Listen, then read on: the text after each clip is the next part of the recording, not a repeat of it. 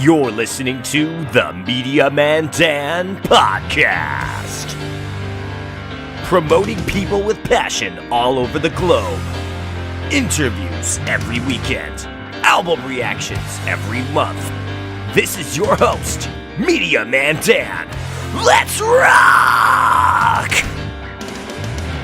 What's up, guys, and welcome to the Media Man Dan Podcast. It is so great to have you guys here, and today I have an absolute local legend with me, and I mean it this time. I've said it for all the other two that I've had on this podcast for the whole month, which is my birth month. Just had my birthday recently, and I wanted to give all the best shout-outs to all the best local bands, including Steve's in the Band. These three guys are absolutely incredible music makers and punk rockers to the core. They did an incredible festival of punk rock music called Steve Fest, which I was able to attend, and I had a fantastic time watching my friends in Proud House of Schmucks, friends of the podcast, and I was able to see so many other great artists before the rain took us all out. But it was so much fun that Jim saw that I had a great time at the show. That's the gentleman in the middle, and he invited me to go and see an amazing band that you guys just saw on the podcast recently called Sloth. And he was so nice to me. He gave me all this incredible merch to promote this band that we have. Once again, Steve's in the Band is here right now on the show. I'm so excited to tell you guys all about these guys because they are incredible and they have an incredible story to tell, no doubt in my mind. Welcome to the podcast, guys. How you doing today? Hello. Wonderful. It's good to be here. I love it, man, and I really, really do love your sound. You guys are very, very talented, and you use a lot of what is completely, like, well-known kind of punk rock. It's like every time I was listening to a song, I was walking up and down doing my laundry and shit, and I was like, this is what I should have been listening to on Tony Hawk soundtracks. Like, this is what's supposed to be there. Like, this is true punk rock. So my question for all you guys is, what is punk rock to you? Oh, it's such a big question. Anyone want to go first? Music that doesn't really give a shit. Yeah, it's what I grew up on. I mean, it's all I've ever listened to, really. It so depends on the context, right? At one layer, it's just a bullshit label that had to get stuck on it, right? But like, feel like the spirit is just doing what you can with what you've got, and I don't know, saying what you want to say and not worrying too much about it. A lot of self-expression and not caring what anyone thinks about it. Yes, and it's also the number one thing that you just said. It should never be labeled as a genre in itself. Punk rock is supposed to be always against the norm. It's always the outsider. That's why it's like crazy that we have a museum with rock and roll and they're just like the punk rock portion. It's like, did you not understand what rock and roll stood for? Like, holy shit.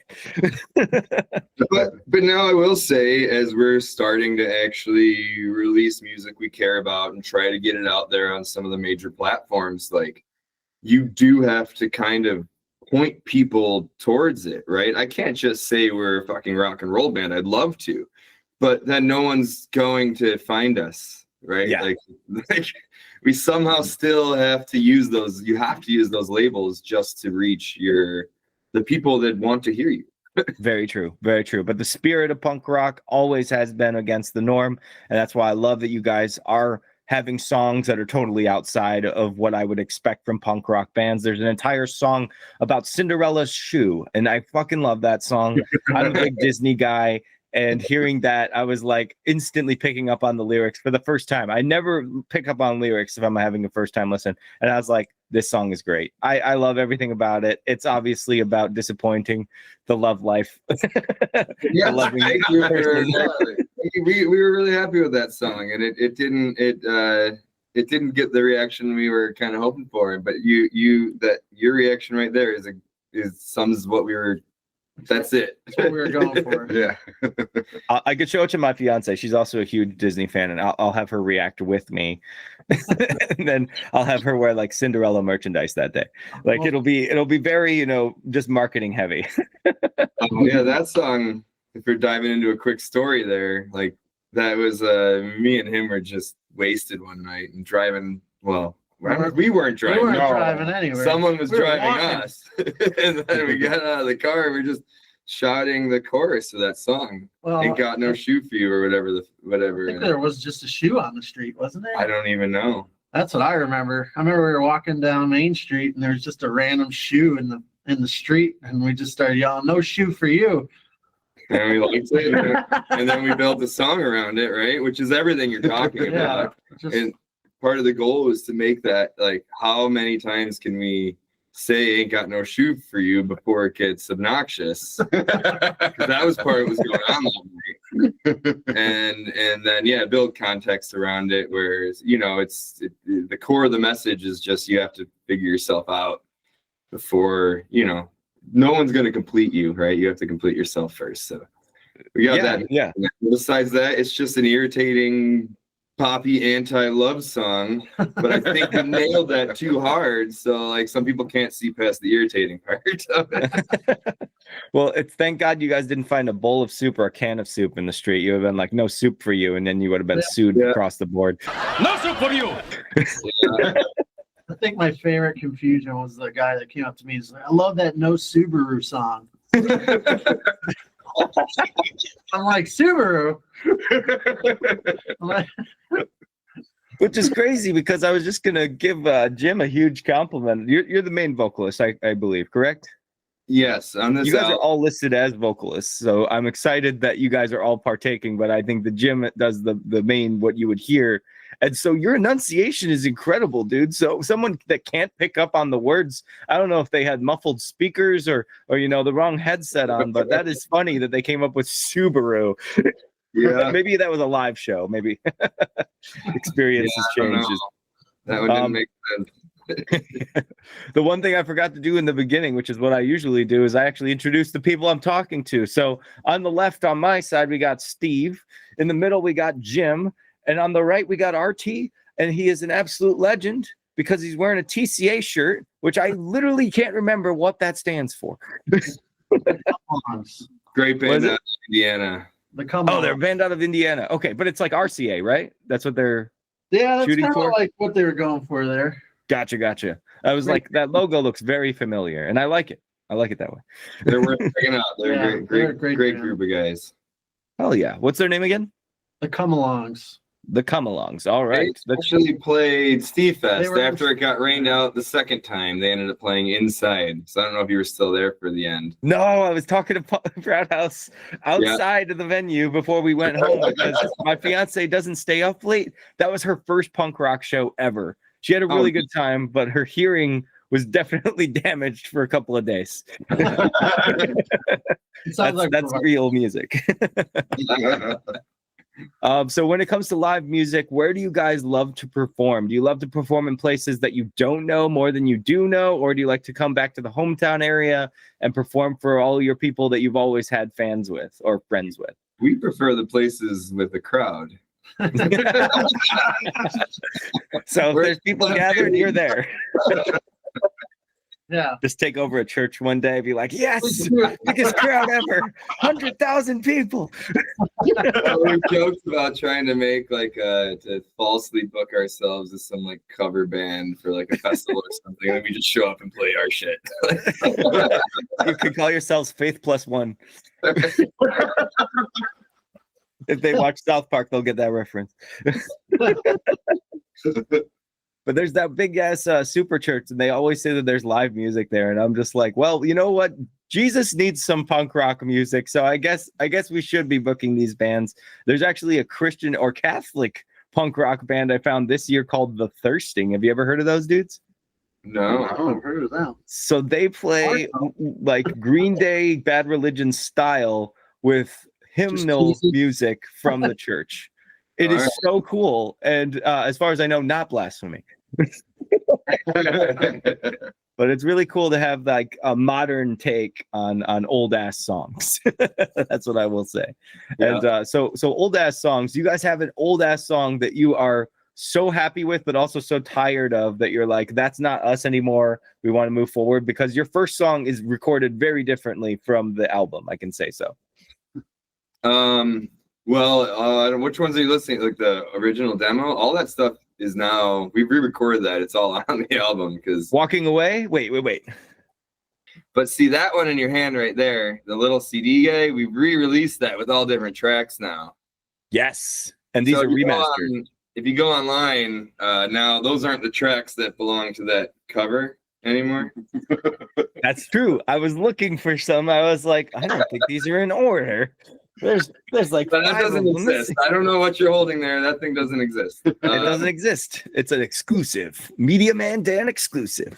No, I love it though. I'm really happy that you guys did that because in my perspective as Media Man Dan, the title comes from multimedia collection. All my CDs are here because I love them, not because they look cool. They do, but also because I love them and I want to have an exclusive thing. I want to feel it. I want to look at the artwork, and that's what I got from that CD. So I'm excited to show it to the world. But the vinyl that you guys will eventually be able to get if you go and see them live, right? You would have more. Yeah, we got a few more still. Is epic. The red print on it is epic. The black and red, I was like, holy shit, this is cool. Because I just opened it up. I was like, well, it's so fresh. I don't know if I want to break this and ruin its incredible, skill that this went into to make this. The cover, I didn't know what I was in for. So when I opened it, I was like, whoa. And if you guys want to see it, I'll open it up here. It is cool. This is what vinyl records are supposed to do. They're supposed to come in awesome black slips. They're going to have a red design with that, like I said, black and red logo in the center. So fucking awesome. Like nobody has this. I have gone to all kinds of record stores, Barnes & Noble, most recently I get my stuff from. And they don't really touch up their albums too much. So I am happy, so happy that I have this in my collection. Wonderful. That means a lot to us. Yes. So my question is for Steve. Steve's in the band. It's crazy. I know that's the title of the band. Steve, did you come up with that title, or were you guys just throwing everything out and you're like, ah, shit. Well, I guess we can just go by member. Jim's in the band. No. RT's in the band. No. Steve's in the band. That's it. That's the one. Yeah, I mean, it was kind of just on the way to another show where we all decided to start the band, and it was more of just a phrase of. I think I actually came up with it. Yeah, no one remembers who said it. I said it, and Jim was like, "That's a terrible name for a band." That's why it worked. But we fought Jim on it for a while. But I also said I hate naming bands, so The story I guess also, it's fine. yeah, the story behind it was more just I knew Steve was just like this famous local guy. And I thought it would be funny, like, why don't we just call ourselves Steve's in the band? Steve is in the band. It would be even funnier if you had no Steves in the band. Yeah. No one named Steve in the band, and you're just like, Steve's in the band. Confuse the shit out of the audience. Well, the funniest part is usually we do the guessing game at our shows, guess who Steve is, and it's pretty. No one usually gets it wrong. That's great. That is great. Speaking of Steves, though, you guys had the Steves at Steve Fest. Right. How did Steve Fest come to be a thing? I want to know this because I never heard about it until the awesome dudes in Proud House of Schmucks decided to play it. And I was so happy that I was able to expose myself to incredible punk rock music in the area.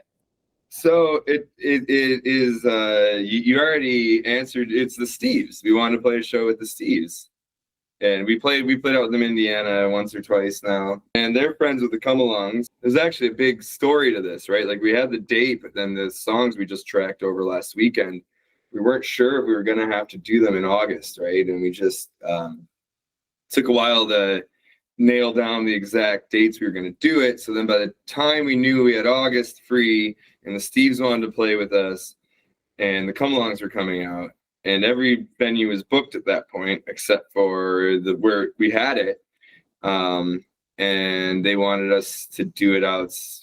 We were going to be able to do it outside and all this stuff. I'm like, screw it, let's make it a fest. And then it basically started. I just made like a text only post on Facebook. Like 95% of those bands were directly from people responding to this text only post I made that was basically, submissions are open for Steve Fest. Yeah. And this got flooded, right? So, which was awesome. It was so cool to see. So this thing just like, it grew legs on us, and the thing became bigger than us. And all of a sudden I promised 2 stages, and that almost killed me leading up to it, because we threw a lot of shows, but we never did 2 stages. Yeah. We only had half the gear. buy a lot more gear and do twice the amount of work. It was Right. great. And then it got rained out twice. It got rained out twice. But luckily, the economy is such in a weird spot. Everyone's trying to sell. No one's trying to buy anything. A lot of the stuff that we picked up was on for like Facebook Marketplace. I don't know if we got anything else of offer up on this one. It's probably mostly Marketplace. Except for my dumb ass that imported a cab from across the fucking continent. I had to get this cab from Germany because I just had to have it. Oh no. Going and buying a regular cab somewhere for the festival. What, did it show up the day before? Yeah, literally the day before. I didn't even think we were gonna get it. Yeah.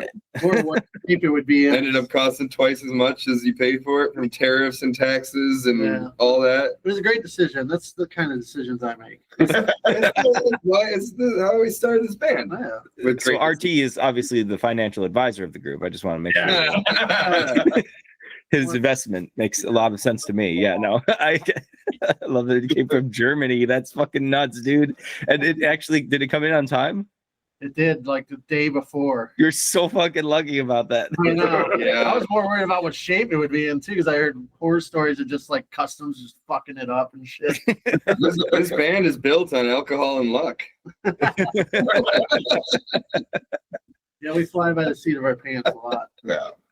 But speaking of the stages you guys were talking about, like having 2 stages was absolutely epic. I didn't even know that you could do like you have one band sound checking at the same time as the other band is already doing their set.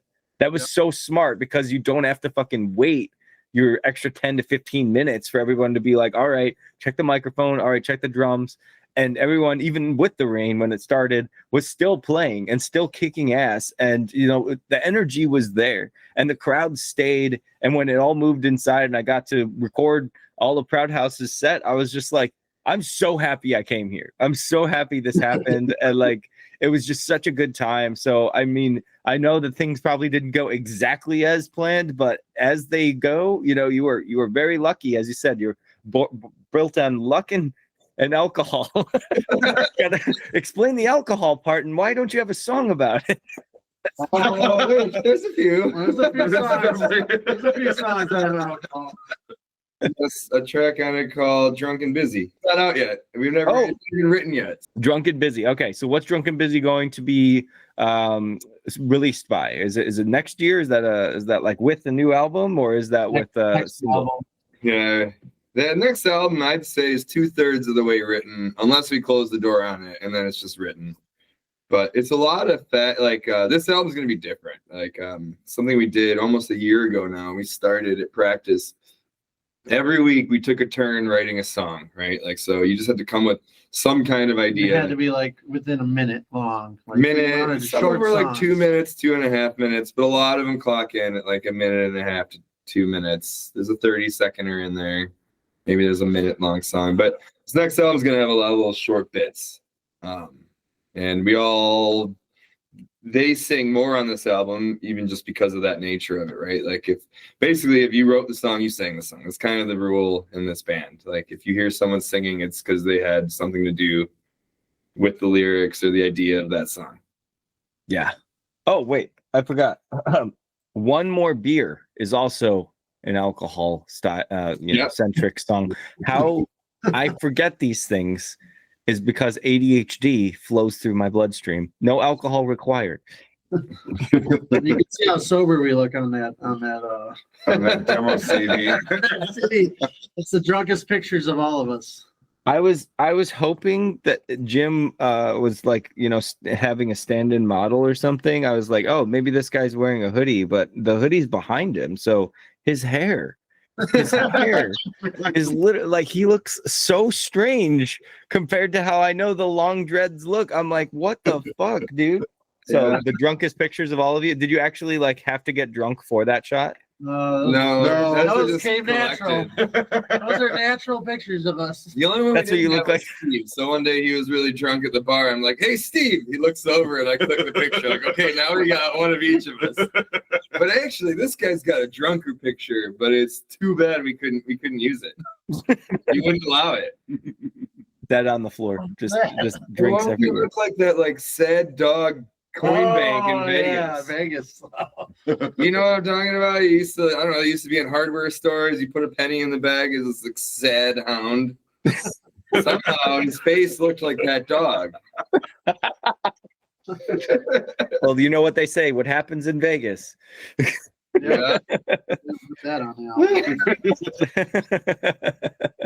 the So what inspired you guys to start a band? What was like the thing that really drove you to make the music that you do? Well, I grew up watching this guy in pretty much, I don't know, a dozen bands. He was always musically, him and my cousin. I met him through my cousin. And we all just loved the same music. And I always loved going to watch these guys play, like even from high school bands. And then, you know, he kind of stopped playing music. And I always wanted to be in a band, but I was never, I couldn't play an instrument to save my life. But I just, you know, I always used to joke with him. I'm like, we should start a band. We should start a band. You know, I want to be in a band with you, you know. And I'd been living on his couch for a minute, Yeah. right leading up to this too, right? Yeah, this was when COVID came around. He kind of ended up homeless.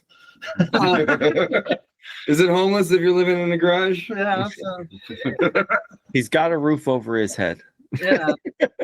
And basically, as time went by, like, you know, I just continued joking about, you know, we should start a band. And on this one trip we were taking to go see a band, you know, we had Steve with us.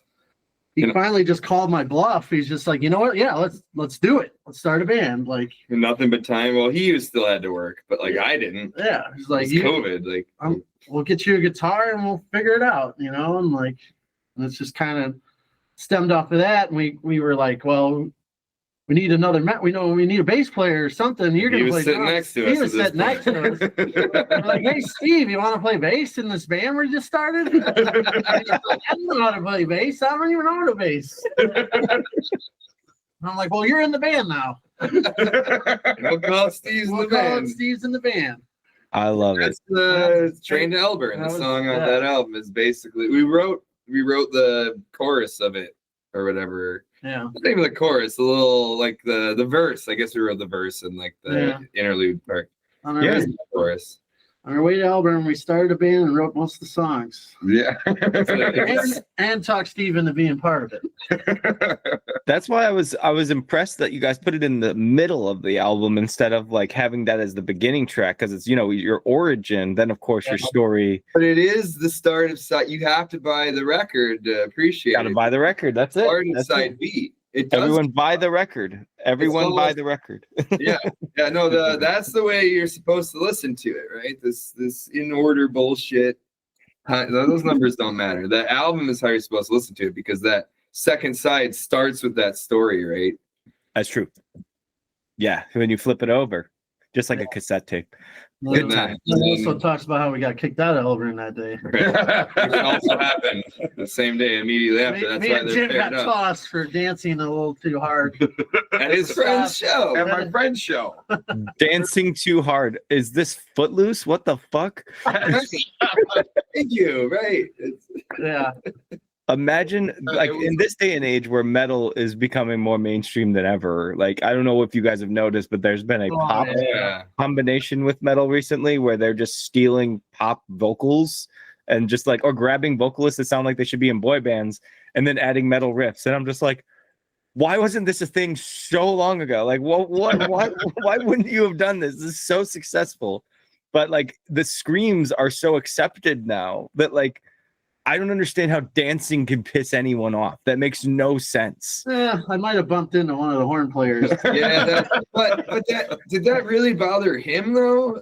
The singer? The singer got. We were also heckling the singer. Oh, okay, there you go. There's the problem. It's not a comedy show. Better comes from. The what song?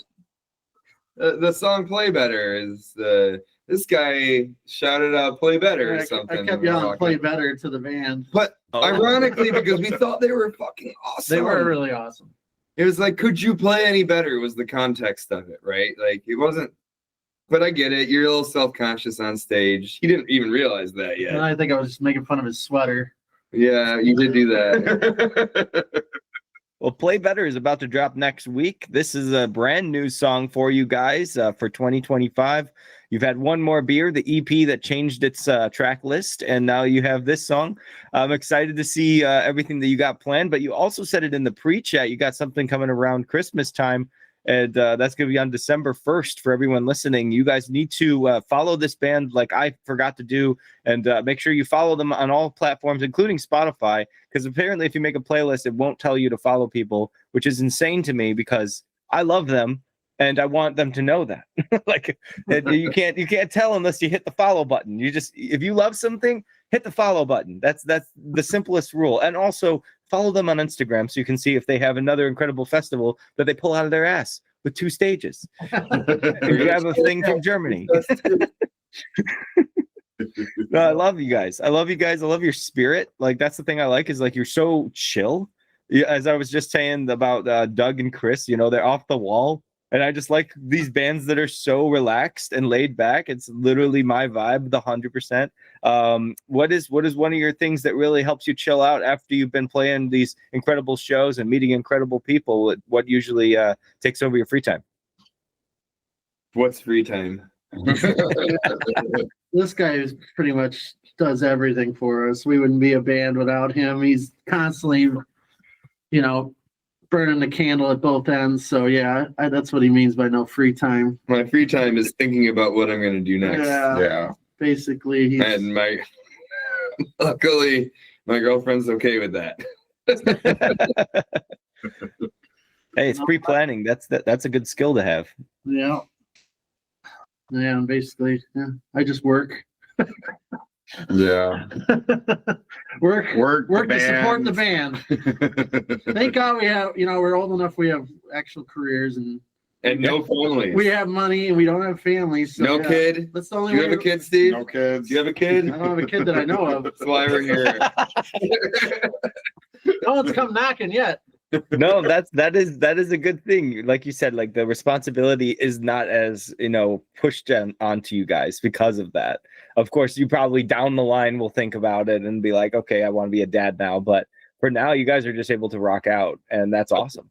Yeah, well, I think I've already passed that point of thinking. Really? I'll convince you. No, I'm just kidding. Man child. Is a child, yeah. Ain't no more time for thinking. What is one of your favorite things that nobody knows? I was saying this in the pre-chat. What is that secret talent that one of you has, or all of you have? In fact, Secret talent. Secret talent.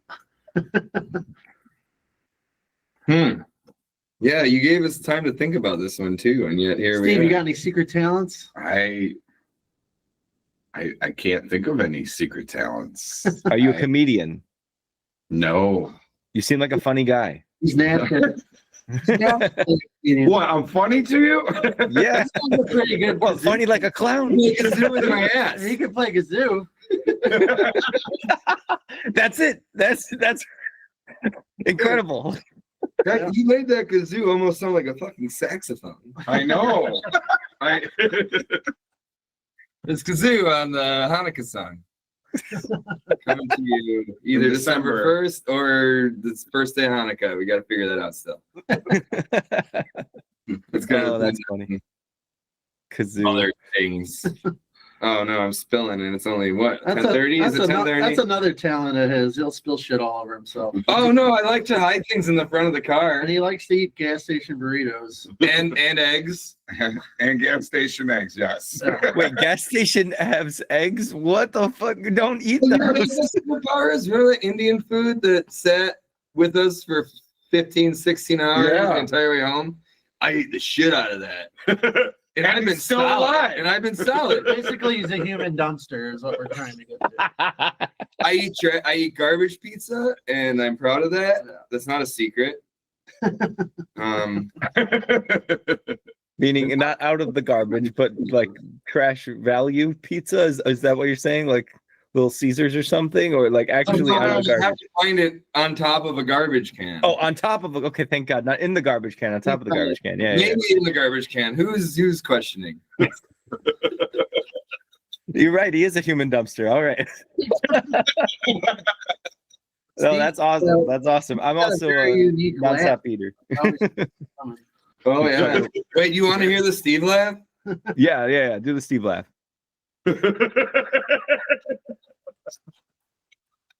My friend Brian has a very, very similar laugh to that. Hey, Steve's here. You'll always know where he is by his laugh. Is that how it goes? Hide and seek. It's like, oh, Steve laugh. Some bands have an issue with not knowing where they left their bassist. We don't have that. Oh, I love it. RT, what's your secret talent? What do you got, bro? Shit. I don't know.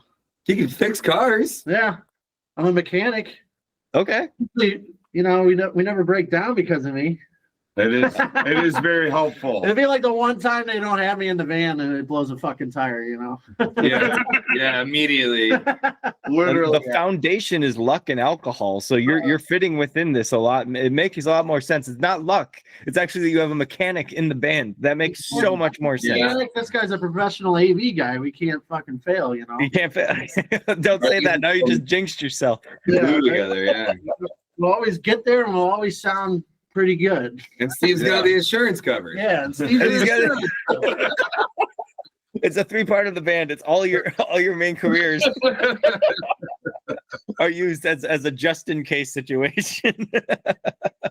I love it. Insurance on that new van. That we've been driving. Talk to Steve. I think they give you a month where they just You cover get you. 30 days. Yeah. Yeah, you should announce we don't have insurance on our new van. Oh, is that bad? And we bought it today. It's 30 fresh. days starts now. What is one of your favorite bands that you guys grew up listening to or that you're really into right now? Oh, And I was big on all the Fat Records bands. And yeah. No Use for a Name, It's Epitaph Comps. Lagwagon, Bad Religion, Bad Religion. Rancid, Descendants. One of my favorite bands is Penzel Rum, which I don't know how they sit with the rest of the country, but like no one in the Midwest knows they exist, and they're one of the fucking coolest bands out there. Lately, I've been getting into a lot of the local bands. Yeah. That have been my favorite. I've kind of lost touch with like some of the national I think releases. ever at this since point. we started a band, I would say the same. I'm more into the local people we played with. There's so much talent out there that no one's been able to see. Like it's crazy. Some of these bands, like they're just amazing, and it's like, how are you not bigger than this? Yeah, Exactly. That I ask this all the time. I mean, I met this band called Lever the other day. They were at a Broken Robots concert. Oh, over yeah. in Lombard. we know them. You know Broken Robots? Mm-hmm. Yeah. Did you go to the deli show? Yes, I did. Yeah. Yes, I did. I got a sticker to prove it. My girlfriend Robin she might have been there. She works Probably. there. Yeah. Probably, actually. Now that I think about it, probably. Because I was like looking for any familiar face. I had one dude who kept talking to me the whole time. He's trying to start his own podcast, and I'm just like trying to boost him up. And then every time I would tell him something, he would be like, "Yeah, but I'm not, releasing anything." I'm like, "Why aren't you releasing it? That's the number one thing you have to do as a creator is show people what you've created. That's it. That's all. Even if it sucks." Like that. Yeah. That's one thing I wish we did differently in hindsight, because we didn't put out anything for like 3 or 4 years or so. We recorded the demo, but we didn't really like put it on any of the platforms. Like you're right. Step one is you need to put something out for many reasons, like just so people can actually hear what the fuck you're doing. Also, it gives you practice, like learning how to release music, right? Well, It's a whole process behind that too. Like, I encourage anyone who's like kind of dilly-dallying, like, just put it out. Like you just said, like, yes, like that should be your first target, is put something out. And then you have to prove, you have to prove that you're actually doing something. There are all these people that talk out of their ass in comment sections, and all they ever say is, oh, well, I could do this better. Prove it. You always go to the channels with 0 subscribers. They have never had even a profile picture on their Instagram, and they all talk shit like, oh, well, you're never going to be as good as my band. Where's your fucking band, dude? You're not even proud enough to put it as an @ in your profile. Where is this coming from? So I always say, like, prove what you're doing is actually going to, show up. That's all you have to do, is just put it out there. It's gonna suck. It's gonna help you learn. That's all that it's there for. It's also gonna be rough, and you're gonna get discouraged because no one's gonna fucking care at the same time. But it doesn't matter. Like, it's for you. It's just to get it out there. There will be a couple people that, it's just really rough. It's really rough out there. Hey, people are assholes, and the better the asshole is the more rewarding. I always say that. If I could get one great hater, I would love it. They would follow everything I do. They'll comment on every video. The algorithm will push my shit to the top because of this one asshole. And I'm like, bring more of your friends to hate me. I don't care. That's great.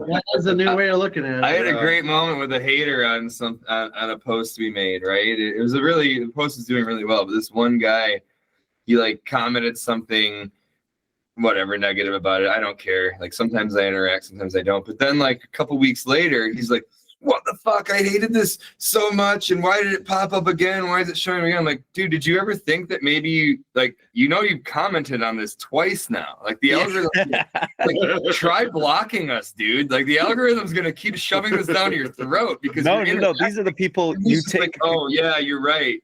I'd love to know if I like won him over in that moment or not, right? But whenever you get one of these negative comments, my favorite thing about social media, YouTube, anything you use, is that you can pin it.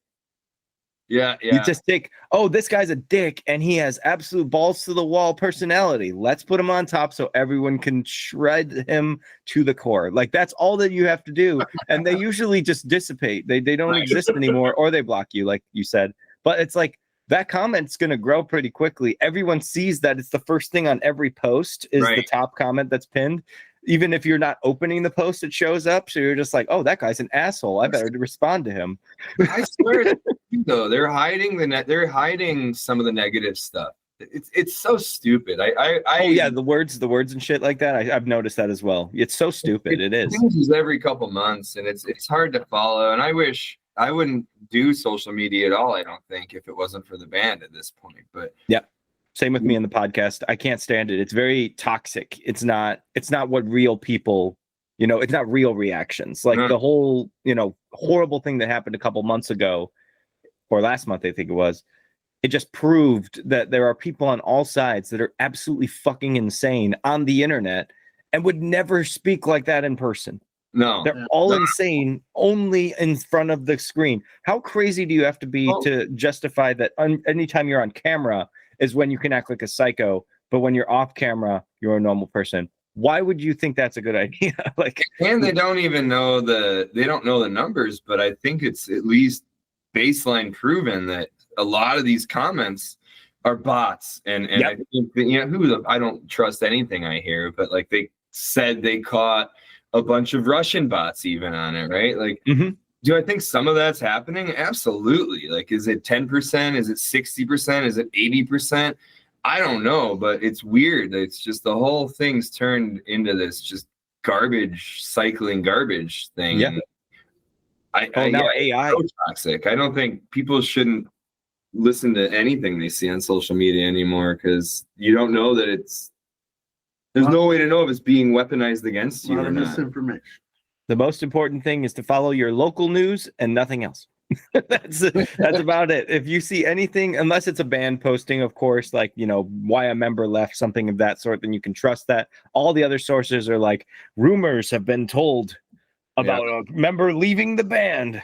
More on this story in my link below that'll make me money because you click the website that you have to subscribe to read the article. It's fucking marketing. That's all that it is. It's never going to be anything but marketing to these assholes.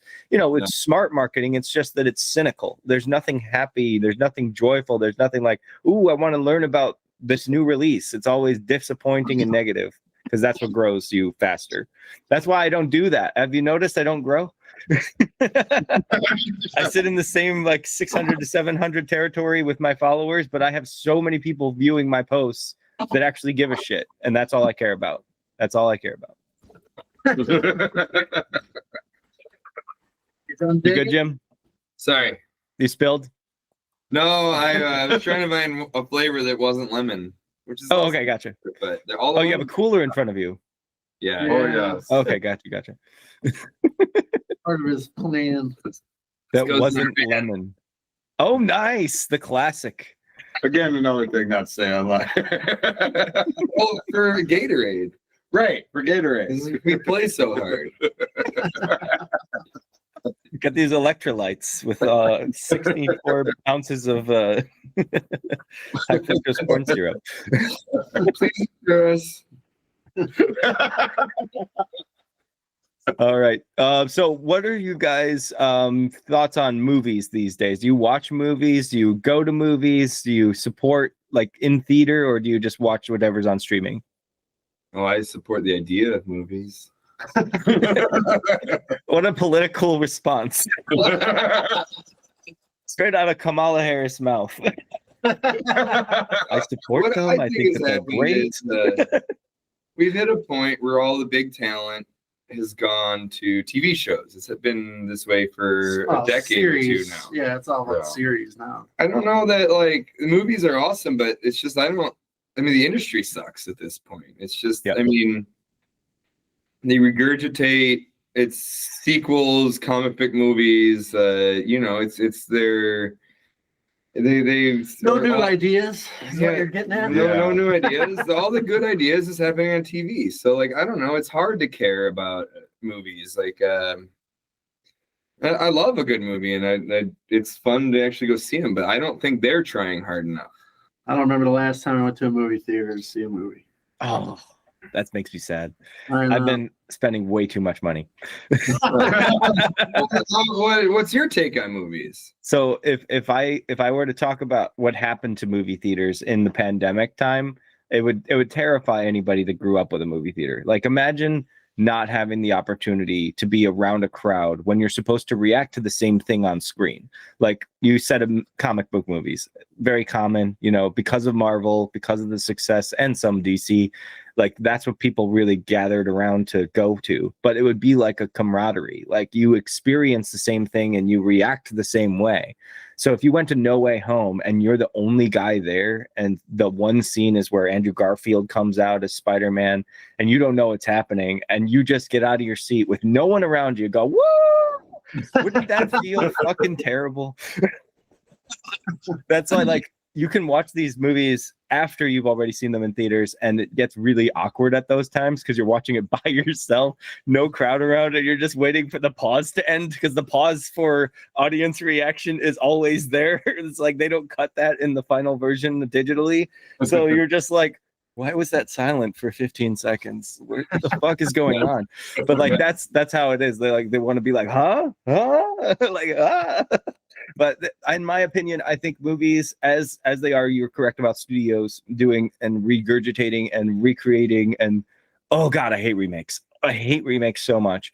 But then there are other ones that are actually taking what has already been and trying to add a little bit more to the story. I do appreciate those. Like, out of all things, I did not expect Lilo and Stitch to be a good Disney movie because I love the original. Let's see that one. That was cool. The remake. Yeah. It was cute. I think it's gonna blow my mind. Like, I've seen the movie already. It's just a fun new way to consume it again for another time. Right? Yeah, but since you saw it, boundaries with it.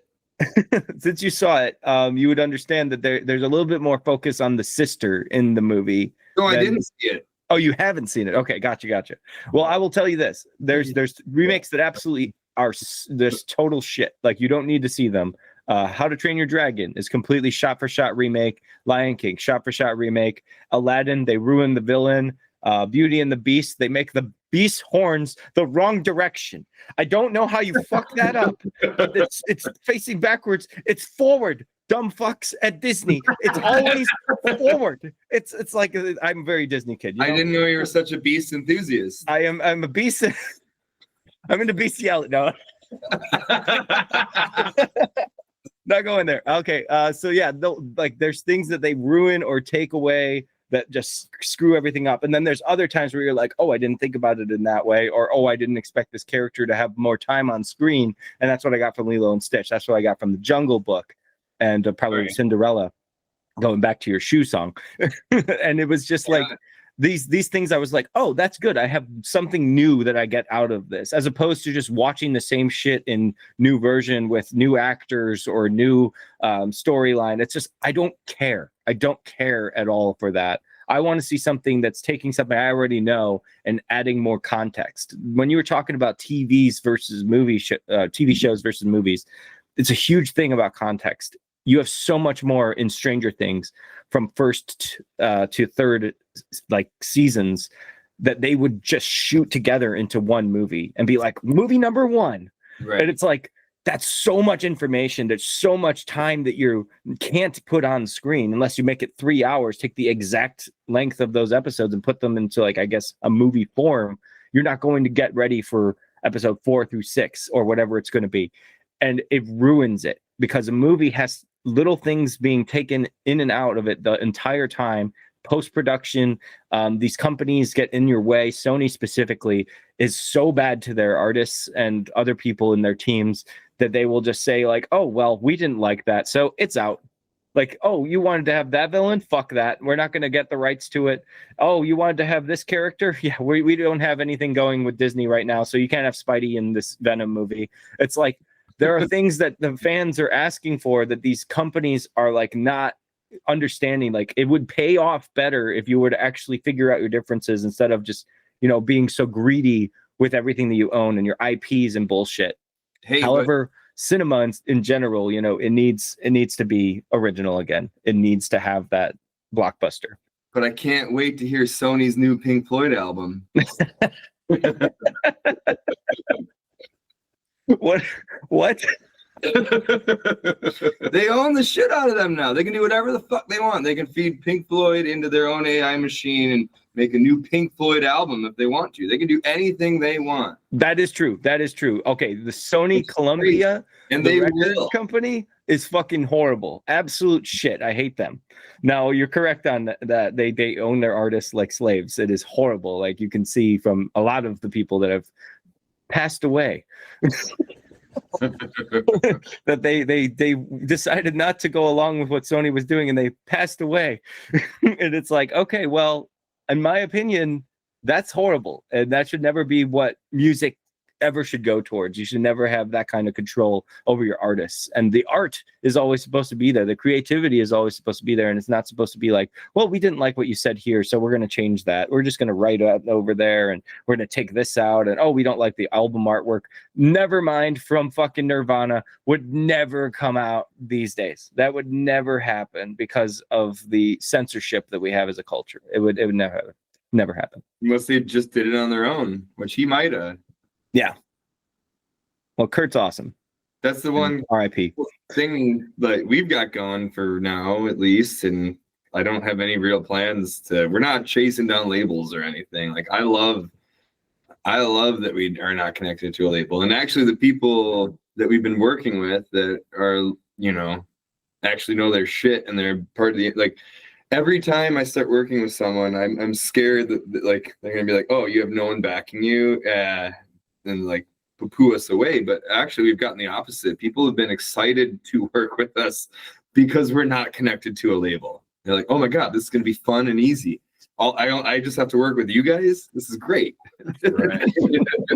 That's exactly why I get you guys on the show. If we had some label, we'd probably have to clear this with them. And Yeah, no manager, no agent to tell me what I can and can't say, what I can and can't do, how long I have of a period of time to talk. It's like, are you serious? Like, it's just a conversation.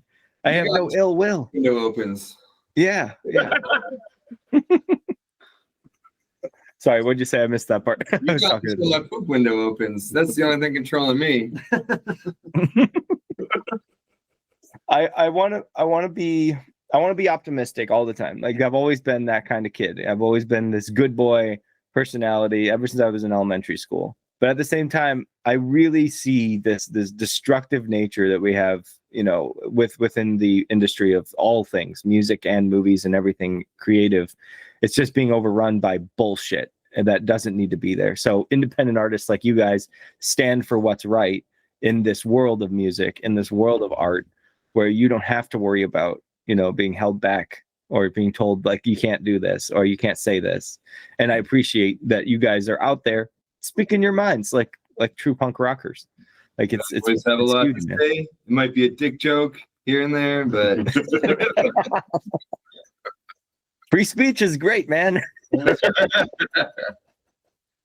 Nothing wrong with having these stupid ass jokes in between great music, dude. That's how it needs to be. And like you guys are, I've now learned that there's no longer a family, it's a jamily.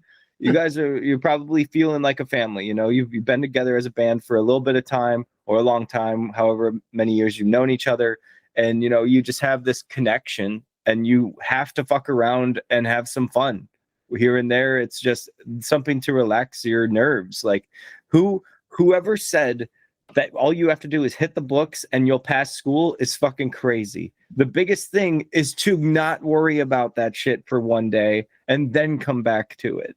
Because when you're overrunning your brain with just so much expectation, you put yourself into this phase of like anxiety that you really can't break out of.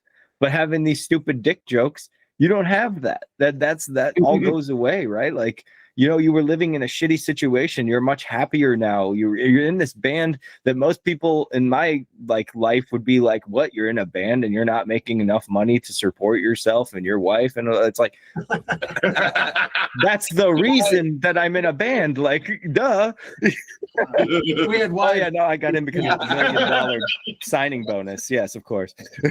That's what we know. Unfortunately, it's a real thing. We know so many bands that can't do what they want to do because their wives say you can't do it. Mm-hmm.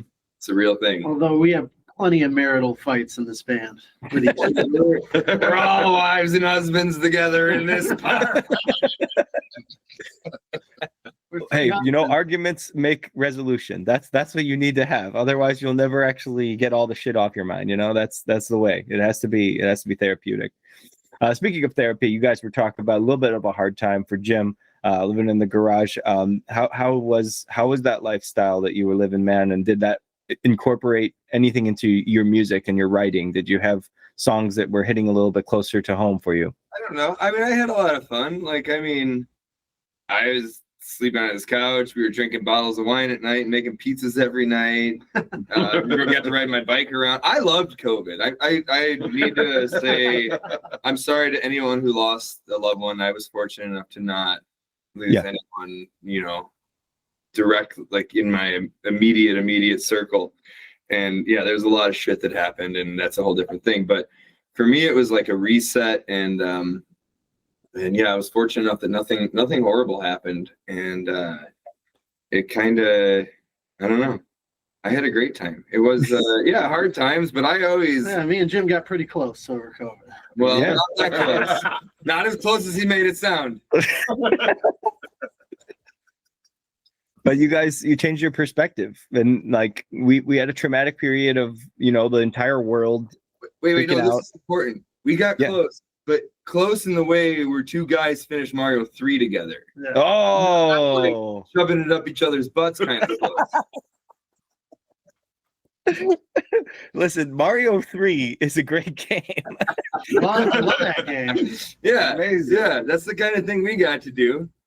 And you make it sound great to not have to worry about financing a home or anything like that. I might pitch this to my fiance later. Be like, hey, quick question: what if we don't do anything that we're planning? Just like, let's just live. We can finish Mario 3 together. Yeah, we can finish Mario 3 over at a friend's house. That's what we'll do. all those goals, who needs them? No, seriously though, you guys obviously, you grew a bond that was unbreakable, and you wanted to make this band, and you had a really good time doing it, and Steve was part of it, and you just felt that passion all throughout it, which is what I promote all the time. And you had to go through that phase. Sorry. What'd you say? Beating Mario 3 passion. Beating the Mario like 3 passion. It's an important distinction. Passion of the Christ. No, I'm just kidding. All right, so it was traumatic. It was a different phase. It was how it went for a lot of other people, but for you guys, it was just this growth period where you were like, this is what I want to do. This is what I'm going to do, and nothing's going to stop me. And that's why you guys are successful. That's why you will make more success, and you will make more connections and grow in the way that you have, with all of your luck and with all of your foundation, and having fun and making dick jokes and drinking alcohol has to be part of it. That's just who you guys are. And if anyone from California is watching this right now, please message us, because we need your help in like a month. Feels like we're starting over again. We got like a weird false sense of excitement, because the very first place we reached out to, like, I'm very excited. They reached back to us in like a couple hours, and then I was like, this is gonna go easy. And now I've got 16 more messages out there, and I've finally heard back from one more person. But that's the way it goes, right? They say you hear back like from one person for every 10 emails you send. So we're a little ahead of the curve, I guess. It's basically a job interview. That's exactly how it goes. It's like, am I going to get a call back, or are they even going to give me a chance? And at least you got one, like you said, one out of however many is huge. Well, two out of like 16 or 17. We're slightly ahead of the curve. Yeah, you're a curve. Yeah, ahead of the curve. But it's huge, man. And I think that it's going to be great to see you guys in the SoCal area. Hopefully you go to SoCal. Are you planning on going up north in California, or? We're kind of blocking it off between the Bay Area and Southern California, right? So like basically San Diego to Sacramento, I believe is I'm learning all about it right now. But we figure we fell into this weird, crazy deal where a guy I work for basically needs some stuff dropped off in California. It's not sketchy, but he needs some He's going to come out in a trench coat. He's just got this stuff. He needs some stuff to be dropped off in Southern California, and he's paying us to do that, and gas money. So basically, they're coming along for that part of it, and then we basically just magically appear, and we're using the money to fund the Christmas release, which just came out. So that's a wash, which is awesome. And then we just magically appear in California, and we're going to extend it. Like, we only need to be there for a week. We're going to do a week, like 2-ish weeks there. Mm-hmm. We're just gonna make the best of it. Try to shake some hands, and we'll play on the street every street night. Performances. So it's California loves street performances. It's weird though. I quickly have taken a punch to the gut. Like, okay, we're starting over again. I don't know anyone out here, which is what's cool though, right? Like a lot of the work we've done in the Midwest is in getting out there. It's you can see that. It's made a difference in the connections we've made, but that's taken years to establish some of those connections, and now we're starting over again with a whole different world. And I know 12 artists, so if you need connections, I got it. And I know one of them is very cool with me, so I'll try to have them find a venue for you and get your name out there. You guys are sick. I mean, you're honest, you're real. That's what they want. They don't like fake people that are just trying to become the next, I'm going to work every single night at the House of Blues. Like, that's fucking crazy. Everyone's like, and I get it. Like these cold calls I'm making, how can you eat it looks fake as fuck, right? Like, I get it. I can only expect people opening up her email thinking, who the fuck are these guys? Why would they think they had the power to reach out to us? Don't they understand we're in our ivory tower looking down at them? No, that's why like venue people. Oh man, it's so good around here. You introduced me to the guy at Punk Rock Tacos, and really, really nice guy, and super passionate about music as well as incredible food. And like that's the kind of camaraderie that I don't see over in different states, but I don't really know many other people in other states. So like the whole thing of this podcast is to, you know, grow and try to find more people in every area and just have one person be like, hey, you ever heard about the Media Man Dan show? And they'll be like, yeah. See what's going on up in like the north, like far out northwest suburbs, like Woodstock, Harvard. Is it Harvard? Yeah. Yeah. I played Harvard. There's a band Peach Vomit out there. You should check them out. They've got a whole thing going on out there, and they're awesome. They're amazing people. And yeah, I'm just mentioning this because you're talking about cool pockets that you don't even realize exist, and they got a whole world going on up there. And yeah, this local area is check it insane. We're so lucky to be by Chicago. Like there's so many bands that are growing either out of the city or near the city that, you know, we probably wouldn't come across through our streaming services, but we have the chance to go and see live, and which I was making a very clear statement on when I was talking to Sloth. It's like, go out of your way to see whoever you enjoy. Like that's the important thing. If you have a time that you know is like, oh, I have that night free, just go. Don't make this, oh, well, it could be a night for me to catch up on work, or, oh, I can do this. It's like, no, just go. You're going to find so many cool people. You're going to connect with people. If from my perspective, I can hand out my business cards. I can talk with anyone of the bands that are like, you know, being praised. I get to see how big their fan base is and how many people move towards the stage when they start playing. Like I said, Lever is awesome. And I was like, holy shit, this is cool. I would have never had this had my cousin not invited me from Broken Robots. He's the drummer. And I was like, this is what I needed. I needed to have this tonight, and I'm so glad I went. And like that's like the overall like perspective I hope that most people would get from local shows, instead of just like, oh, well, it's not perfectly produced, or oh, they're not using the laptop track to have the backing track. Like it's just so fucking stupid. I don't think people realize how much fucking talent is out there. Yeah, real talent too. You go to any local show, and if they don't all blow you away, at least one band will. At least one, yeah. But sometimes they all will. And you're right. Like, you just got to push yourself out the door. You're never going to regret showing up to one of those things, unless you see some blue and red lights following you home. Oh, I made sure when I went to Broken Robots, I counted. I was like, I think I'm over 2 hours. I'm going to move my car.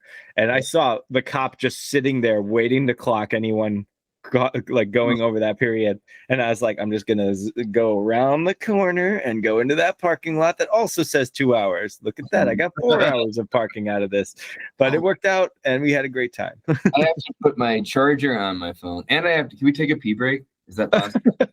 We're actually going to be finishing up very soon. I'm actually going to help you guys out with that. That'll be easy. All right. And I got to go mow the lawn.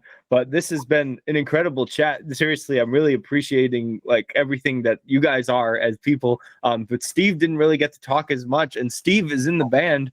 And I want to know, Steve, like what makes you the best part of this band? Because you have to realize having your name in the title as a bassist, every bassist fucking dream, dude. Every bassist dream. Steve's dream. It absolutely is. Like, although Jim really is, he's the main course of this band. Like Jim taught both me and RT how to play our instruments. Yeah, we didn't even know how to play going into this. No.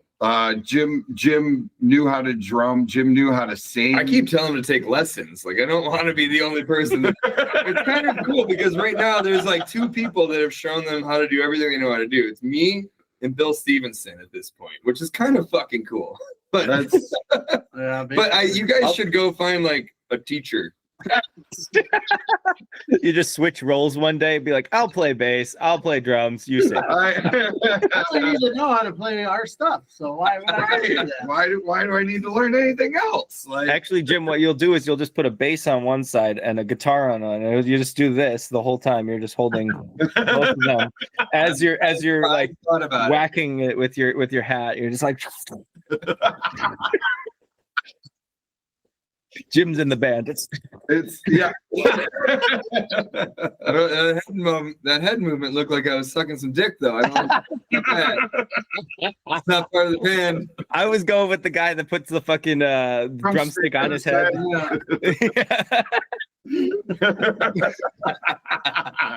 mean, I get it. The guitar and bass is cool, and you're playing drums. But why are you sucking dick? Great fucking finish. Great finish. Absolutely intended that fucking pun right there. Holy shit. Amazing. Amazing. Okay. Everything serious I said, I hope you guys enjoyed it in the podcast world. You guys have no idea how much fun it is behind the scenes. So please check out the Patreon. These dudes are really down to earth. They're really cool and they're really appreciative of all your love. So please give them some love. Check out all their links in the description right down below. Steve's in the band is going to be in the area if you're in Illinois, and they're going to be coming to California. Make sure that you go and get some merchandise if you get to see them live, and try to give them all the support in the world. Just tell them how much they mean to you. Tell them how much you hate their music too. They want to know every single opinion so that they can really filter out the best parts and make their sound the ultimate kick-ass punk rock sound you could ever imagine. Thank you guys for being here. You're amazing. Anything else before we go? No, you nailed it. Appreciate it. Come see us when you can. There we go. See, the nicest man in the fucking band right here. Just come see us when you can. No, don't try too hard. Only if you can. It's okay. It's convenient. You can fit it in between your yoga and grocery shopping. All right, guys. What a great chat. What a great conversation. What a great fucking band. Everyone go and check out the brand new song, which is called dun, dun, dun, dun, dun, Play Better, coming out next week. I have this episode Monday. that's dropping on, I'll drop it Monday. There we go. It's out right now. Play Better. Yes. Track 2. On the whole album, actually, then today, if this There is we go. you're releasing it, the entire album is out officially today. Sorry, it took Today. so long. Band of Woo! Confusion. Cheers. Cheers. Cheers. I don't even have anything. Here we go. Woo! Yes. All right, guys. Thanks again for joining me. I hope all of you guys had a great time with this. Remember to give all the support to the best local bands in your area. Follow live music across the board. It is so incredibly worth it. Have an amazing day and stay safe out there. Peace.